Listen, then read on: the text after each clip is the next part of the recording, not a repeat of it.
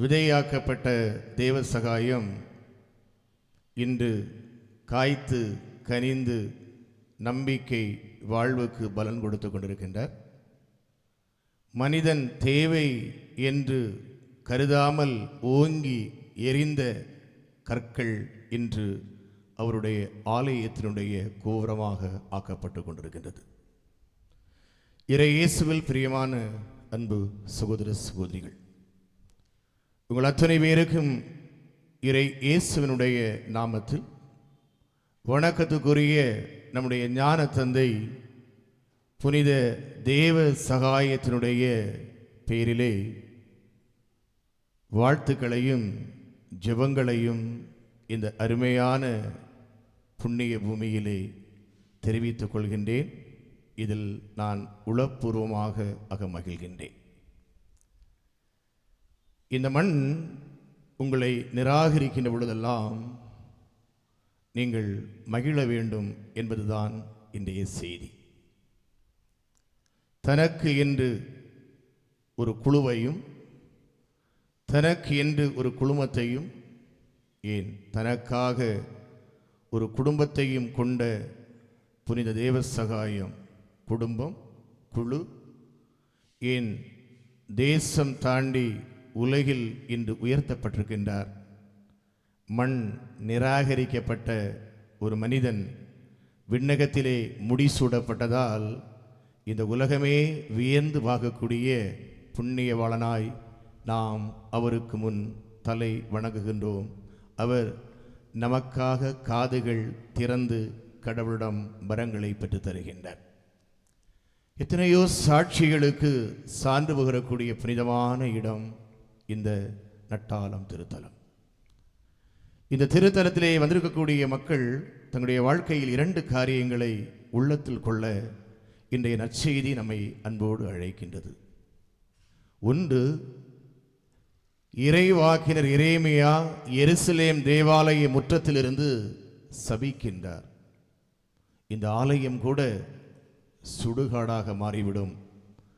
உங்களுடைய மனநிலையை நீங்கள் மாற்றிக்கொள்ளவில்லை என்று சொன்னால் அந்த ஆண்டவரே உங்களை அழித்து விடுவார் என்று எச்சரித்த பொழுது இந்த எரேமியாவை குருக்களும் தலைமை அதிகாரிகளும் பரிசேயர்களும் கொன்று விடுவதற்காக தீர்மானிக்கின்றார்கள். அங்கு அவர் நிராகரிக்கப்படுகிறார் என்று சொல்லக்கூடிய ஒரு அற்புதமான வரியை நாம் இன்று வாசிக்க கேட்டோம். சில வரிகள் நம்மளை சங்கடப்படுத்தலாம், சில வரிகள் நம்முடைய உள்ளங்களில் காயங்களை ஏற்படுத்தலாம், இல்லை என்று சொல்லவில்லை. ஆனால் இறை வாக்கு பணி என்பது உண்மைக்கு சான்று பகர்வது. எனவே உண்மைக்கு சான்று பகரவே நான் வந்தேன் என்று ஓங்கி ஒலித்த கடைசி ஒலி இயேசுவின் ஒலி.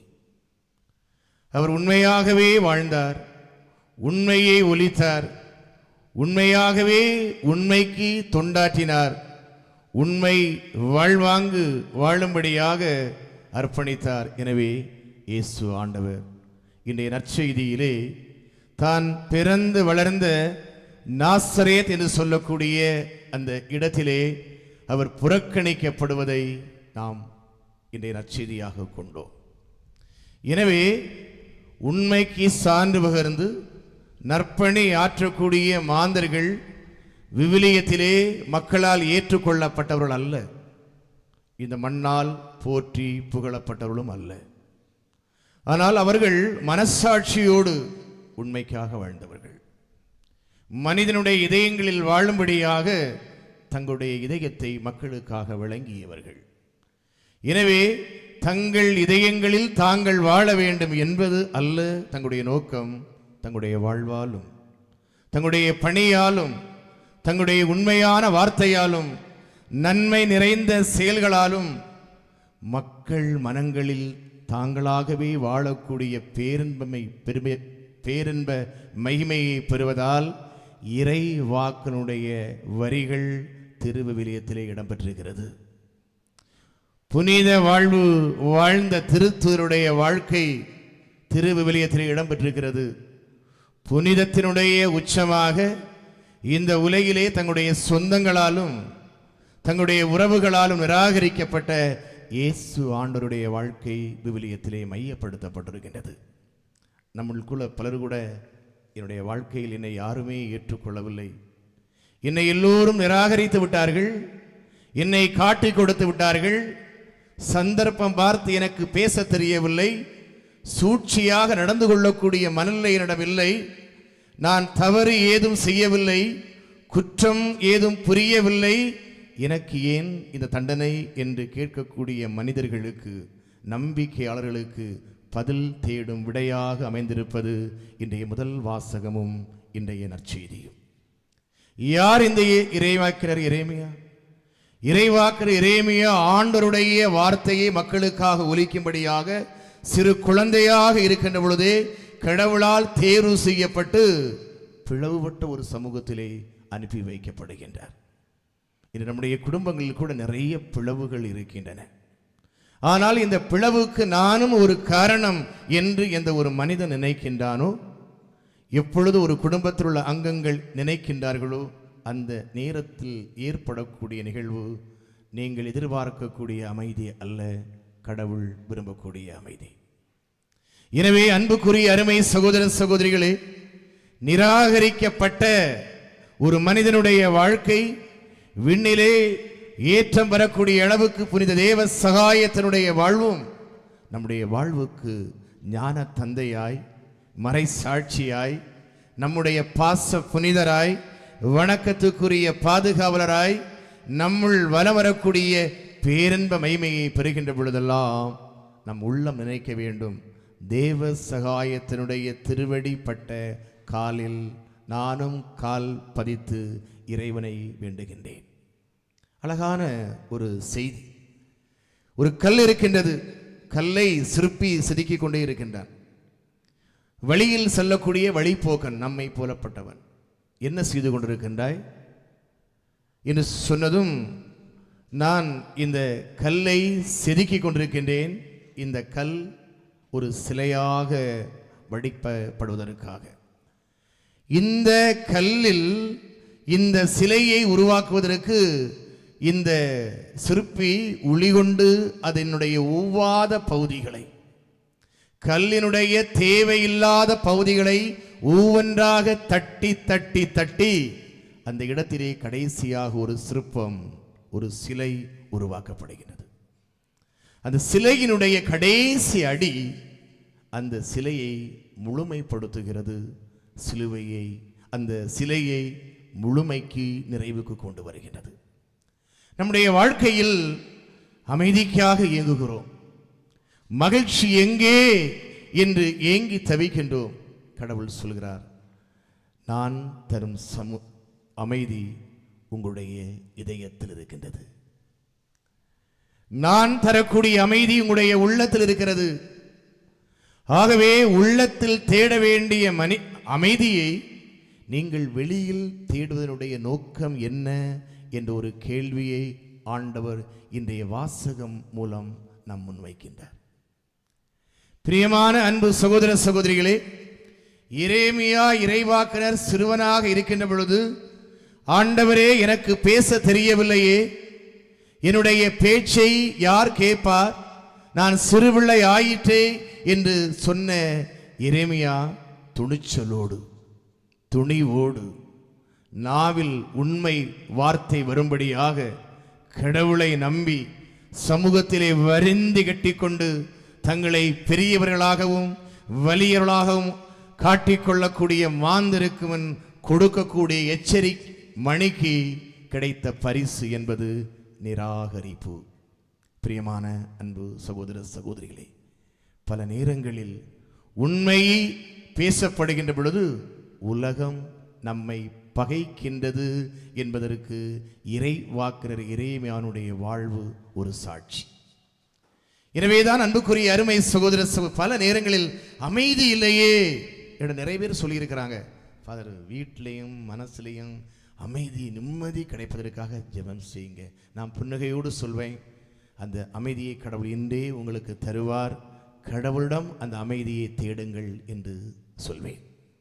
மாந்தரில் தேடக்கூடிய அமைதி நிலையற்றது, மனிதன் ஜாதியை தேடிய பொழுது புனித தேவசகாயம் இறைவனுடைய சாயலை தேடினார். உயர்ந்தவன் தாழ்ந்தவன் என்று இந்த உலகம் வேறுபாட்டை உருவாக்குகின்ற பொழுது கடவுளால் படைக்கப்பட்ட மனிதர்கள் நாம் அனைவருமே சகோதரர்கள் சகோதரிகள் என்ற செய்தியை ஓங்கி ஒலித்தார். இதற்காக அவர் மறைசாட்சியாக்கப்பட்டார். எனவே அன்பு சகோதர சகோதரிகளே, தேவ சகாயம் பிறந்த இந்த மண் அவரை நிராகரித்தது. அவருடைய உறவு, அவருடைய குடும்பம் அவரை அங்கீகரிக்கவில்லை. ஆனால் இயேசு ஆண்டவர் எல்லாவற்றுக்கும் மேலாக அவரை தடுத்து ஆட்கொள்கின்றார், தனக்கு சொந்தமாக்கிக் கொள்கின்றார். இந்த உலகம் நிராகரிக்கக்கூடிய என்னுடைய மகனே, இந்த உலகம் நிராகரிக்கக்கூடிய என்னுடைய மகளே, நீ எனக்கு தேவை. உலகம் உன்னை வெறுக்கலாம், குடும்பம் உன்னை புறம் தள்ளலாம், இந்த சமூகம் உன்னை தூற்றலாம், எல்லோரும் உன்னை ஒதுக்கலாம். ஆனால் என் மகனே, கோபுரமாக எழுப்பப்பட்ட கூடிய கல்லை போல எழுந்து உயர நீ எனக்கு தேவை. தேவையில்லாய் என்று சொல்லி வீசி எறியப்பட்ட விதையை போல நீ எனக்கு தேவை. ஒரு நாள் எழுவாய், தளிர்ப்பாய், பலன் கொடுப்பாய், இந்த உலகம் வியந்து பார்க்கக்கூடிய கோபுரமாய் நீயும் மிளருவாய் என்பதனுடைய நம்பிக்கை என்பதற்கு புனித தேவ சகாயம் செவி சாய்த்தார். பிரியமான அன்பு சகோதர சகோதரிகளே, மனிதனுடைய பார்வை ஒன்று, இறைவனுடைய பார்வை ஒன்று. நான் நினைக்கிறது போல நீங்கள் எல்லாரும் இருக்கணும்னு நினைப்பது மனித இயல்பு. ஆனால் எல்லோரும் அவருடைய இயல்பிலே இருக்க வேண்டும் என்று நினைப்பது கடவுளுடைய பார்வை. இந்த ரெண்டு பார்வைக்குள்ள வித்தியாசம் புரியுதா? நம்ம என்ன நினைக்கிறோம்? எனக்கு என்னுடைய நண்பன் நான் நினைக்கிறது போல இருக்கணும், என் உடன்பிறப்பு நான் நினைக்கிறது போல இருக்கணும், என்னுடைய அப்பா அம்மா நான் நினைக்கிறத செய்யணும், என்னுடைய பிள்ளைகள் நான் சொல்றதை மட்டும்தான் கேட்கணும் என்று நாம் ஒரு நியமத்தை உருவாக்குகிறோம். ஆனால் கடவுளுடைய அப்படி அல்ல. நம்மை ஒரு சுதந்திர கருவியாக பயன்படுத்தி இருக்கிறார். இதற்காக இரண்டு காரியங்களுக்காக. ஒன்று, உண்மையை பேசுவதற்காக, நன்மையை செய்வதற்காக. எந்த ஒரு மனிதன், எந்த ஒரு சமூகம் இந்த உண்மையை நிராகரிக்கிறதோ, இந்த நன்மையை ஆற்ற மறுக்கிறதோ, அங்கு கடவுள் குறுக்கீடு செய்கின்றார். Encounter of God in the human being and in the society. இந்த உலகில் கடவுள் குறுக்கீடு செய்து நமக்குள் ஒரு புதுவாழ்வு தர அழைக்கின்றார். எனவேதான் நாசரேத்தில் இயேசுவை பார்த்தது நம்மை போலப்பட்ட சாதாரண மக்கள் கடவுள் வந்து விட்டார். என்ன அழகா பேசுறாரு, என்ன ஞானத்தோடு பேசுறாரு என்று எல்லோரும் என்ன செய்தார்கள்? எளிய மக்கள், நம்மவர்கள் என்ன செய்தார்கள்? மகிழ்ந்தார்கள். புறவனத்து மக்கள் மகிழ்ந்தார்கள், ஆனந்தம் கொண்டார்கள். ஆனால் இவன் தச்சனுடைய மகன்தானே, இவனுடைய சகோதர சகோதரிகள் நம்மிடம் இருக்கின்றார்களே, இவன் எங்கிருந்து வந்தவன் என்பது நமக்கு தெரியுமே என்று இயேசுனுடைய பின்னணியிலே இயேசு ஆண்டவர் மட்டம் தட்டப்படுகின்றார். இது நிறைய பேருடைய வாழ்வு மட்டம் தட்டப்படுகிறது. ஒரு மனிதனுக்கு வாழ்வு கொடுக்கக்கூடிய சமூகத்தினுடைய ஆவலை விட ஒரு மனிதனை, ஒரு குடும்பத்தை, ஒரு சமூகத்தை மட்டம் தட்ட இந்த மனுக்குலம் வருந்தி கட்டி கொண்டிருக்கக்கூடிய சூழல் இன்று மட்டுமல்ல, இயேசுனுடைய காலத்திலும் இருந்தது. எனவே இன்றைய நாள் ஒரு படிப்பினைக்கான நாள். என்ன நாள்? நம்முடைய வாழ்க்கையை படிப்பதற்கான ஒரு நாள். எனவேதான் எரேமியா உண்மையை சொன்னார், உலகம் அவரை பகைத்துக் கொண்டது. நம்முடைய வணக்கத்துக்குரிய புனித தேவ சகாயம் அவர்கள் இயேசுவே ஆண்டவர், அவரே என் உரிமை சொத்து என்று அவரில் தாகம் கொண்டு அவரை பற்றி கொண்டார். குடும்பம், உறவு பிரிந்தது, இந்த சமூகம் அவரை நிராகரித்தது, அதிகாரிகளும் ஆட்சியாளர்களும் அவரை அவமானப்படுத்தி துன்புறுத்தினார்கள். ஆனால் கடவுள் விண்ணில் மலர்ந்த மலரை போல மலரை செய்து மனம் வீசி கொண்டிருக்கக்கூடிய பேரின்ப மகிமையை கொடுக்கின்றார். ஒன்றை இழக்கின்ற பொழுது ஒன்றை பெறுகின்றோம். இதுதான் நம்பிக்கை. நம்முடைய நம்பிக்கை வாழ்வு கேட்ட உடனே எல்லாம் கிடைக்கும். அன்னை தெரசா எல்லாருக்கும் பிடிக்கும் இல்லையா? அன்னை தெரசா இந்த மண்ணினுடைய தேவதை என்று அறியப்படு. அந்த அம்மாட்டா அழகு உண்டா? ஆளு ஹைட் வெயிட்டா இருக்கிறாங்களா? ஒண்ணுமே கிடையாது. இந்த மண்ணின் அழகு தேவதை அன்னை தெரசா என்று சொன்னால் அந்த தாயினுடைய அன்பு தான் உண்மையான அழகு. எனவே அழகினுடைய அடையாளம் அழகான கண்களை கொண்டு நான் காண்கின்ற பொழுது கடவுளே எல்லாம் எனக்கு அழகு. எனவே இந்த அன்னை தெரசா வீதியிலே போகின்ற பொழுது ஒரு வயசான தாத்தா வீதியிலே இருப்பதை பார்த்து இந்த வணக்கத்துக்குரிய புண்ணிய தேவதை அன்னை தெரசா அவரை தன்னுடைய இல்லத்திற்கு அழைத்து வருகிறார். யாருடைய இல்லத்திற்கு? அன்னை தெரசாவுடைய இல்லம். அவருடைய சொந்த இல்லமா? கிடையாது. தன்னுடைய இல்லத்தில் இருக்கக்கூடிய அங்கங்கள் யார்? பணி செய்யக்கூடிய அருள் சகோதரிகளும் வாழ்வுக்காய் உயிருக்காய் கடைசி நிமிடத்திற்காய் போராடி கொண்டிருக்கக்கூடிய துன்புறும் முதியவர்களும் குழந்தைகளும் வலுவற்றவர்களும் அந்த இல்லத்திலே சேர்க்கப்பட்டு புன்னகையோடு அந்த தாய் அழுக்கான அவரை முகத்தை பார்த்து பணிவுடை செய்கின்ற பொழுது அந்த பெரியவர் சொன்னார், என் மக்களுக்காக நான் நிறைய செய்திருக்கிறேன், ஆனால் என்னை வீதியில் விட்டுவிட்டு அவர்கள் சென்று விட்டார்கள். என்னுடைய முகம் என்னுடைய உடல் முழுவதும் புண்ணாக இருக்கிறது, அழுக்காக இருக்கிறது, நாற்றம் அடிக்கின்றது. ஆனால் புன்னகையோடு என்னுடைய முகத்தை பார்த்து பணி செய்கின்றீர்களே அன்னையே, என்னை நேசிப்பதனுடைய காரணம் என்ன? என்னை அன்பு செய்தனுடைய காரணம் என்ன? அன்னை தெரசா சொன்னார், அன்புக்குரிய சகோதரா, உன்னுடைய முகத்திற்கு பின் நான் வணங்கி மகிழும் இயேசுவை காண்கிறேன் என்றார். சிலுவையிலே அவர் தொங்குகின்ற பொழுதும் மனுக்குலத்திற்கு தான் ஜெபிக்கின்றார். மனுக்குலத்திற்கு பணி செய்ய ஒரு அழைப்பை கொடுக்கின்றார். அந்த அழைப்பில் ஒலியில் இயேசுவின் ஒலியை உம்மில் காண்கிறேன் என்றார். பிரியமான அன்பு இறைமக்களே, அன்னை தெரசாவை ஏன் புனிதர் என்று சொல்கிறோம்? அந்த நாற்றத்திலும் அந்த அழுக்கிலும் அந்த இயலாமையிலும் யாரும் திரும்பி பார்க்க முடியாத அருவருப்பான அந்த சூழலிலும் முகமலர்ந்து அதில் இறைவனை காணக்கூடிய தரிசனத்தை பார்த்து பணியுடை ஆற்றிய அந்த பேரின்பம்தான் அவரை புனிதராக உயர்த்தி இருக்கின்றது. இந்த இஞ்ஞாசியாருடைய விழாவை திருச்சபை கொண்டாடுகிறது. ஒரு மனிதன் உலகம் முழுவதையும் தனக்கு உரியதாக ஆக்கி கொண்டாலும் தன் ஆத்துமாவை இழந்தால் அதனால் என்ன பலன்? பிரியமான அன்பு சகோதர சகோதரி, ஆத்மா ரொம்ப முக்கியமான காரியம். ஆத்மா சலனம் என்று இருந்தால் 1 கோடி பேர் நமக்கு எதிராக வந்தால் கூட நாம் அவளை எதிர்த்து நிற்க முடியும். ஏனெனில் என் ஆன்மாவில் இருக்கக்கூடியவர் என் ஆண்டவர் இயேசு. நான் நம்பி வணங்கக்கூடிய ஆண்டவர் இயேசு. அந்த இயேசு என்னோடு இருக்கின்ற பொழுது என் இதயத்தில் ஏது பயம், என் நெஞ்சத்தில் ஏது தளர்ச்சி? நெஞ்சுறுதியோடு இதய பற்றுறுதியோடு நான் என் ஆண்டவரை மனதார இதயபூர்வமாக தரிசிக்கின்ற பொழுது கடவுள் தரக்கூடிய வல்லமை பேராற்றல் மிக்கது. அது தரக்கூடிய இன்பம் சுகமானது.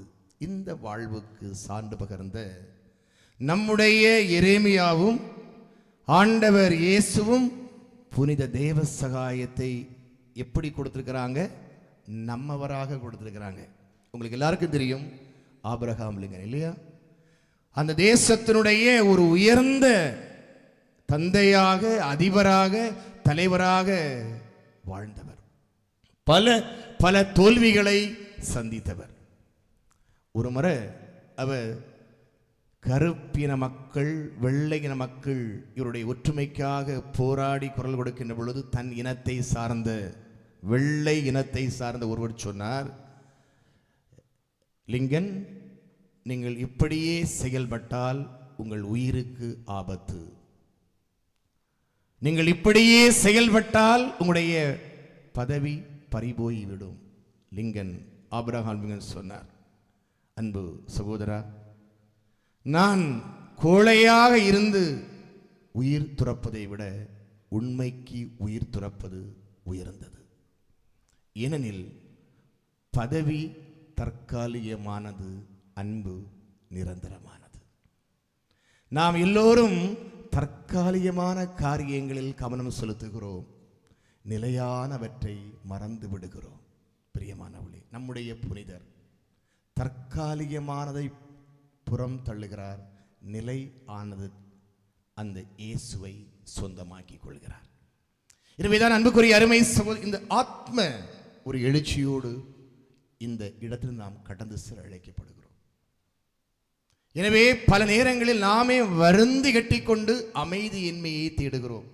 எவ்வளவோ வழிகளில் கடவுள் நமக்கு ஞானத்தை கொடுத்திருக்கிறார், ஆவியின் கொடைகளை கொடுத்திருக்கிறார். பிரச்சனைகளை கடந்து செல்வதற்கான வாய்ப்பை, ஞானத்தை நாம் சுய அந்த இன்பத்தில், சுய வெறுப்பில், எச்சில் காரியங்களில், சின்ன சின்ன பிரச்சனைகளில் தலை சாய்த்து விடுகின்றோம்.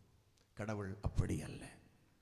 தலை நிமிர்ந்து வாழ தலை சாய்த்தார் நமக்காக. நாம் அனைவரும் தெரிந்து கொள்ள வேண்டிய ரகசியம், ஒருவேளை புனித பவுல் சொல்கிறார், ஒருவேளை நல்லவர் ஒருவருக்காக ஒருவர் தன் உயிரை கொடுக்கலாம், ஆனால் நாம் அனைவரும் பாவிகள் என்று தெரிந்தும் நல்லவராகிய கடவுள் தன் மகனை நமக்காக கொடுத்து தன் உயிரை வழங்கி நம்மை அன்பு செய்கிறார் என்று சொன்னால், அந்த அன்பிலிருந்து கடவுளுடைய பேரன்பை அறிந்து கொள்ளலாம் அல்லோ என்று சொல்லுகின்றார்.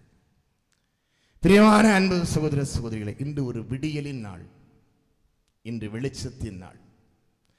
எருசலேம் தேவாலயத்தில் எரேமியா தண்டிக்கப்படுகிறார். எருசலேம் தேவாலய முற்றத்தில் எரேமியா இறைவாக்கு தண்டிக்கப்படுகிறார்.